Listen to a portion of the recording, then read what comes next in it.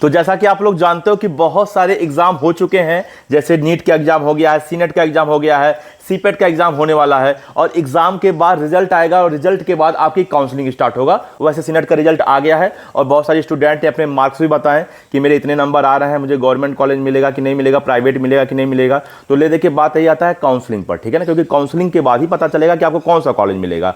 अब बच्चों का एक कॉमन प्रश्न आ रहा है कि हम जब काउंसलिंग कराएंगे तो काउंसलिंग के दौरान जो हमारा पैसा लग रहा है वो मुझे वापस मिलेगा या नहीं वापस मिलेगा। तो स्टूडेंट, आज मैं आपका ये डाउट क्लियर कर दूंगा। आप लोग वीडियो को ध्यान से देखिए, बहुत बड़ा वीडियो नहीं होगा। उसके बाद अगर आपको कहीं कोई डाउट रहता है तो फिर आप क्वेश्चन करिएगा और मैं आपको बता दूं कि आपको कहीं कोई डाउट रह नहीं जाएगा। तो चलो स्टार्ट करते हैं आज का वीडियो और जानते हैं कि जब काउंसलिंग स्टार्ट होगा तो उस टाइम पे जो आपका पैसा लग रहा है वो वापस होगा या नहीं होगा।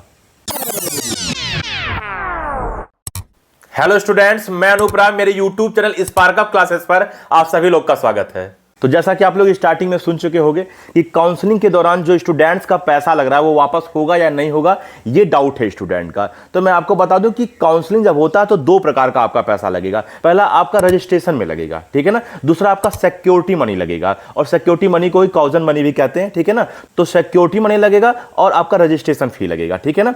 अब चाहे कोई भी आप काउंसलिंग करा रहे हो, चाहे सीनेट का करा रहे हो, सीपेट का करा रहे हो, नीट का करा रहे हो या किसी अन्य एग्जाम का करा रहे हो, तो आपकी जो रजिस्ट्रेशन फी है वो वापस नहीं होगा, लेकिन जो आपकी सिक्योरिटी फी है वो आपका वापस हो जाएगा। चाहे कॉलेज मिल रहा है तो भी, और अगर कॉलेज नहीं भी मिला तो भी आपकी सिक्योरिटी फी वापस हो जाएगा। हाँ, कुछ कंडीशन ऐसी हैं जिसमें सिक्योरिटी फी वापस नहीं होता है। जैसे अगर आपने काउंसलिंग का कोई नियम तोड़ा, ठीक है ना, तो आपको सिक्योरिटी फी वापस नहीं मिलेगा, ठीक है ना। कोई भी काउंसलिंग का आपने नियम तोड़ दिया है तो आपको सिक्योरिटी फी वापस नहीं मिलेगा। अब आप कहोगे सर वो नियम क्या है, तो जब काउंसलिंग स्टार्ट होगा तो उसके कुछ दिन पहले उसके नियम कानून आ जाएंगे कि काउंसलिंग स्टार्ट है, ये नियम है। अगर इस नियम को तोड़ते हो, भंग करते हो, ठीक है ना, तो आपको सिक्योरिटी मनी वापस नहीं मिलेगा। तो चाहे सीनेट का नियम आएगा या सीपेट का आएगा या नीट का आएगा या आने वाले कल में एम्स का भी होगा, ठीक है ना। तो जब उसके नियम आएंगे तो हम लोग उस पर वीडियो बनाएंगे कि एम्स काउंसलिंग के क्या रूल हैं, नीट काउंसलिंग के क्या रूल हैं, सीनेट काउंसलिंग के क्या रूल हैं, तो रूल्स में हम लोग वीडियो बनाएंगे। अब चूंकि रूल नियम बदलते रहते हैं तो 2025 में क्या नियम होने वाला है ये भी हम लोग एक्सपेक्टेशन व्यक्त नहीं कर सकते, ठीक है ना।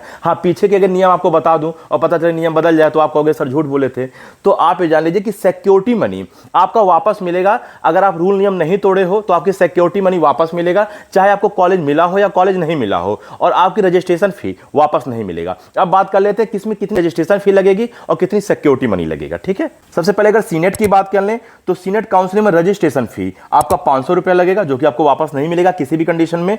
और अगर आपकी सिक्योरिटी मनी की बात करें, जिसको हम लोग काउजन मनी भी बोलते हैं, वो आपका 5000 रुपया लगेगा। तो ये 5000 आपको वापस मिलेगा अगर रूल नियम नहीं तोड़ते हो तो, ठीक है ना। अच्छा, सीपेट की बात करें तो उसमें भी सेम है, रजिस्ट्रेशन फी 500 और सिक्योरिटी मनी 5000, ठीक है ना।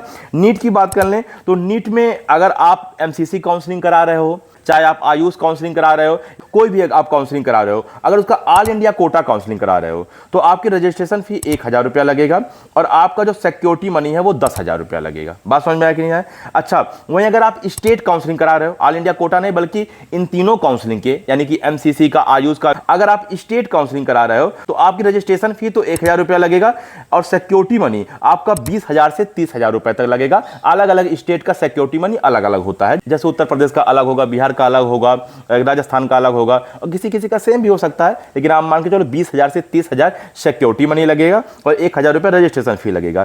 अगर आप प्राइवेट काउंसलिंग करा रहे हो नीट का, ठीक है ना, तो आप ये जान लीजिए आपका 5000 रुपया रजिस्ट्रेशन फी लगेगा। और अगर हम बात कर लें सिक्योरिटी मनी की तो 1 लाख रुपया बीडीएस के लिए सिक्योरिटी मनी लगेगा और 2 लाख रुपया आपका एमबीबीएस के लिए सिक्योरिटी मनी लगेगा और 50,000 रुपया आपका आयुष काउंसलिंग के लिए सिक्योरिटी मनी लगेगा। मैं प्राइवेट कॉलेज के लिए बताया हूं लास्ट में। बात समझ में आया कि नहीं आया? तो मैंने आपको बता दिया कि कितना रजिस्ट्रेशन फी किसका लगेगा और किसकी सिक्योरिटी मनी कितना लगेगा। तो बस फाइनल आपको बात समझ में आ गया होगा कि कोई भी काउंसलिंग हो, रजिस्ट्रेशन फी वापस नहीं मिलेगा, सिक्योरिटी फी आपको चाहे कॉलेज मिल जाए या कॉलेज नहीं मिले आपको वापस मिल जाएगा अगर आप कोई नियम कानून नहीं तोड़ रहे हो तो, ठीक है ना। अब नियम कानून क्या है, वो जब नियम कानून आएगा तभी 2025 का नियम कानून बताया जाएगा। तो ठीक है स्टूडेंट, उम्मीद करता हूं कि आपको बात पूरा समझ में आ गया होगा।